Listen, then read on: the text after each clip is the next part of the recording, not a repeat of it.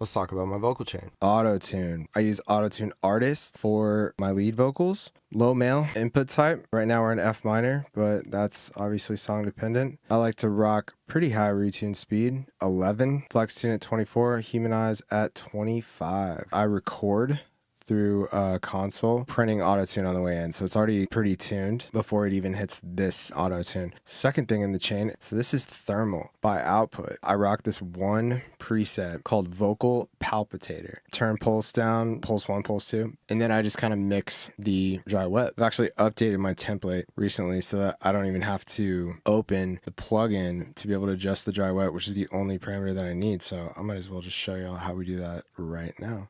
So we're going to group thermal, Command G, and let's click to our macros, this little guy right here. And I only need one macro because I'm just trying to control the dry and the wet. Because this plugin is really deep and has a ton of controls, we have to just isolate the one that we want to set to this macro. So we're going to hit configure, and then we're going to go to our plugin and just click dry wet, and there it is, shows up right away. Get out of configure.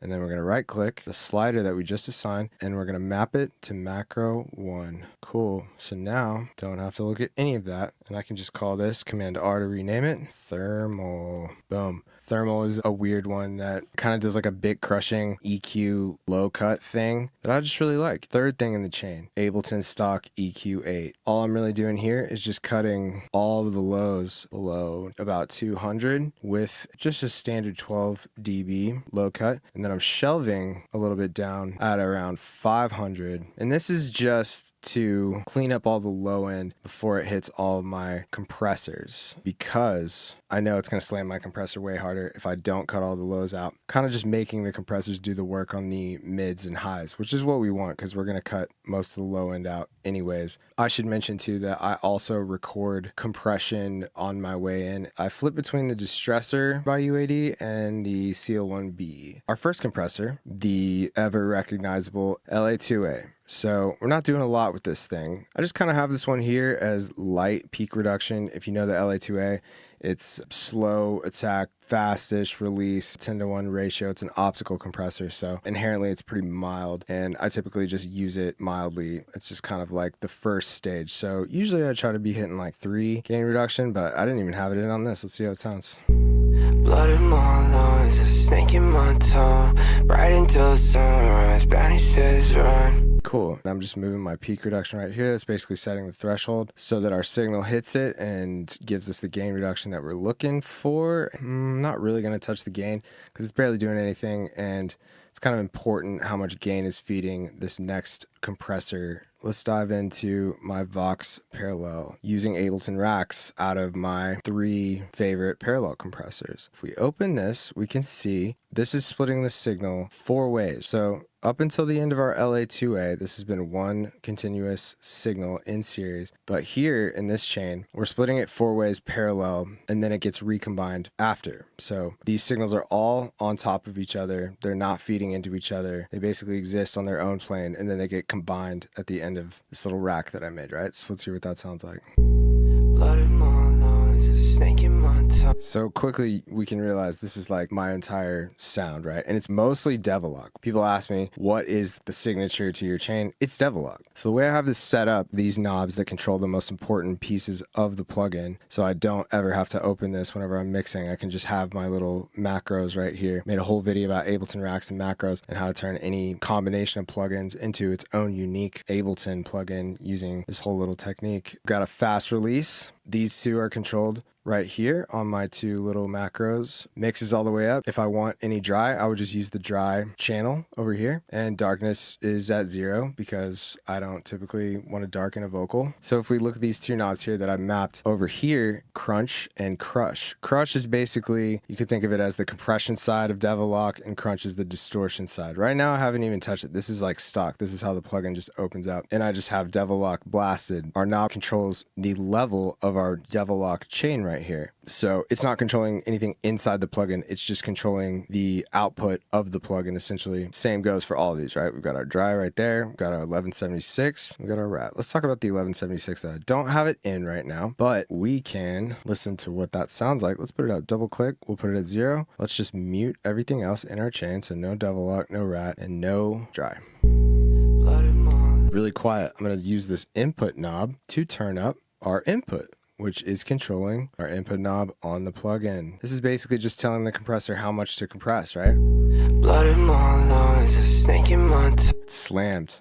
All buttons in mode. Slow-ish release, fast-ish attack. All I'm really listening to is just how much input it needs, so how much compression it's doing, and then how much I want to mix into the rest of my signal. Last thing, the rat pedal. Pretty much exactly the same thing as the 1176.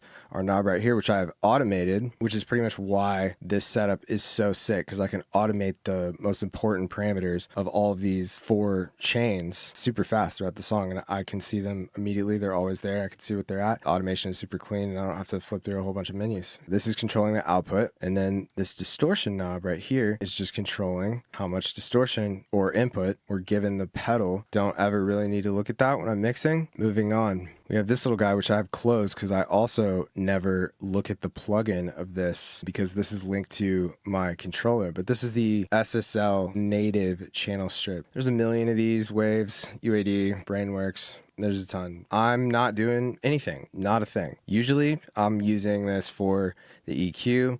I try to keep a pretty broad Q width on these knobs. I might do a little filtering, taking out some low end, but I'm thinking of this as like additive EQ. I'm doing it on this thing right here. Let's get a shot of this. This is the SSL UC1, and it's basically the exact same layout as the plugin. And these pretty much live on every major track because then it's basically like a console, right? I can flip between all the tracks on this thing. Yeah, less mouse clicking is the goal. Again, doing nothing in this plugin right now. So next, we've got 2 DSers here, FabFilter Pro DS. One is set to look at 2K to 5.5K. Literally just the stock way I leave it every time. I haven't even adjusted it on this song. But our second de-esser is looking at 5.5K to 14K. I learned this trick from Josh Goodwin's Twitch streams. Literally taught me so much about mixing. Splitting the frequency for the vocals between the low, mids, and the highs allows the 2 de-essers to work more precisely. They don't have to do as much since they're occupying different frequency ranges. Next up, we got Pro Q4. Just did a whole deep dive video on this guy.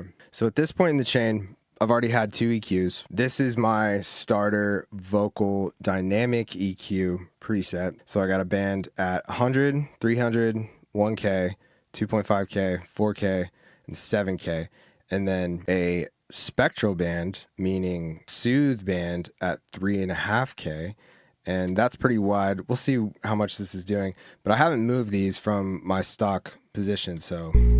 blood in my lungs, a snake in my tongue, right into the sun. Let's move these around to where I think they should be. I might give this a little bit of slope and width. Shift, Option, click on the band, and we can increase our slope, and then just scrolling up and down to increase our Q width. Yeah, definitely feeling more of that up here. Let's give it a little width.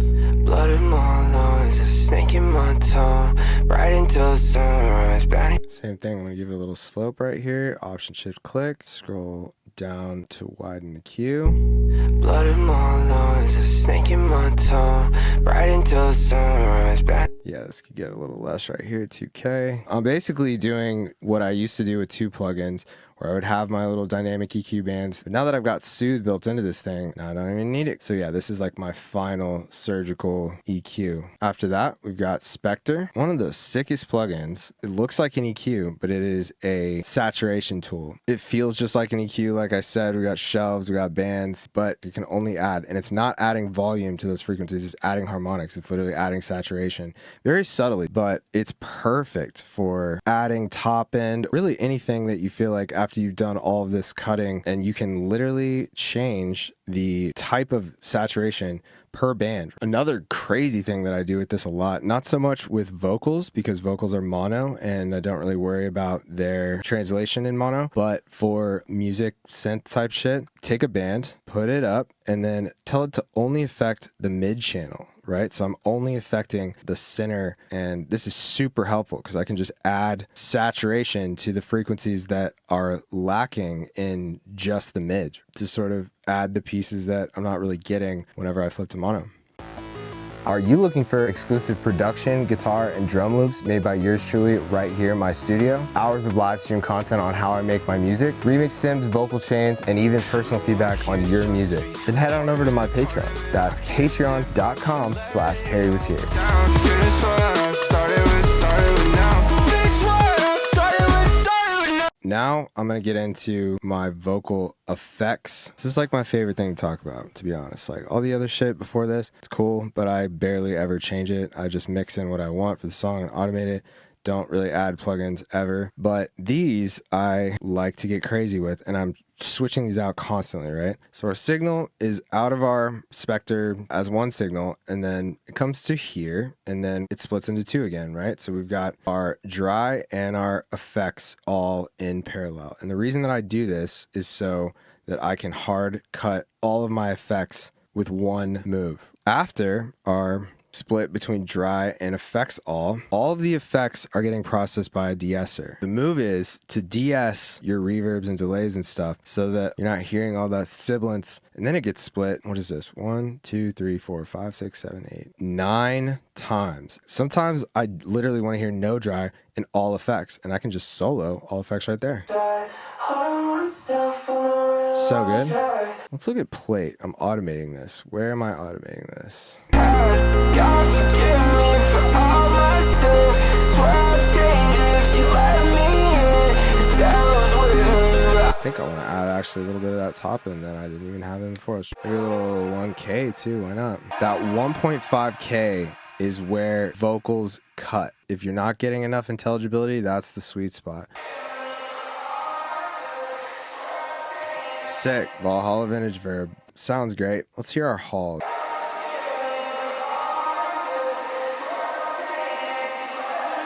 Lush piano. This is the UAD Lexicon 224. Delay 1. Valhalla Delay. And this one preset, I'm giving y'all the sauce right now. Clarity Duck Vox Space under reverbs and vocals. My God, I literally use this to death. It has this ducking feature, which is basically side chaining to the vocal and ducking out of the way while the vocal's playing. So it just comes up in the breaks between the vocal.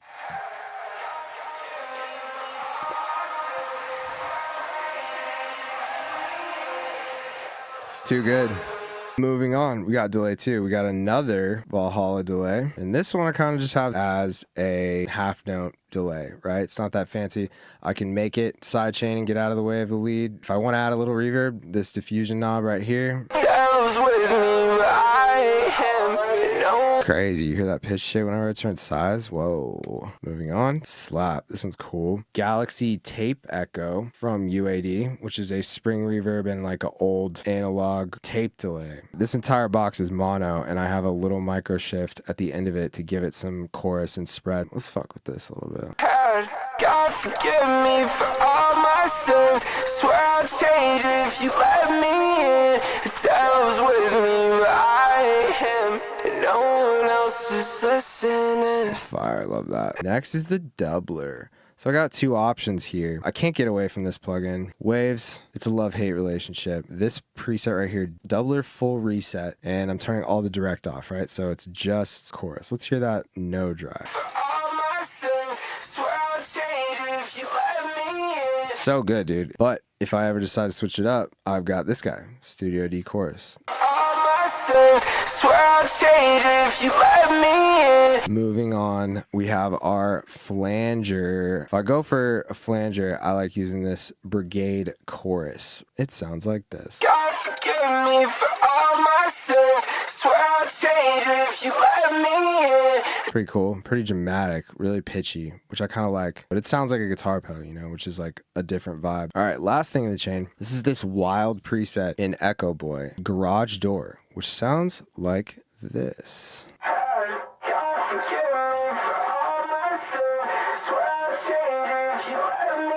use our low cut now and take a little bit more low end out of that. I don't even know what it's doing, but it's sick. So we're basically out of our 9 split territory, and all of these effects now hit this EQ right here, which currently not doing anything crazy. It's not a secret. We like to high cut and low cut our reverbs and delays. Just have this stock set at 350 and then 9.6K. But the real usefulness of this EQ right here is we have the sidechain input set to this entire group, right? So often when I have a ton of effects going on, like this section right now, I just find that the dry vocal gets clouded up by all these effects. That only is a problem in the mono channel. We're talking about mid-side again. So I can just put a band right here, do a dynamic band, option, scroll down. I just want it to duck the mono channel when the vocal hits, automatically taking frequencies out of the effects channel only in the mids. So I flip that to mids. I click this little arrow right here. We go sidechain, and now we've got a sidechain multi-band compressor EQ. I don't even know, but it's just doing the thing that I want. God forgive me for all my sins. Swear I'll change if you let me in. The devil's with me, but I ain't him. And no one else is the same. Again, the sides are not getting touched by this. It's only cutting in the mono channel. So when I'm listening in the car, phone, Bluetooth speaker, dry vocal cuts, and that's what we want. Just for shits and gigs, just because I can, put this bitch into spectral mode. God forgive me for all my sins. Swear I'll change if you let me in. The devil's Now I got a soothe mid-side sidechain compressor. This shit is just getting too complicated to even explain. But yeah, now you guys can stop asking. Here we see your vocal chain.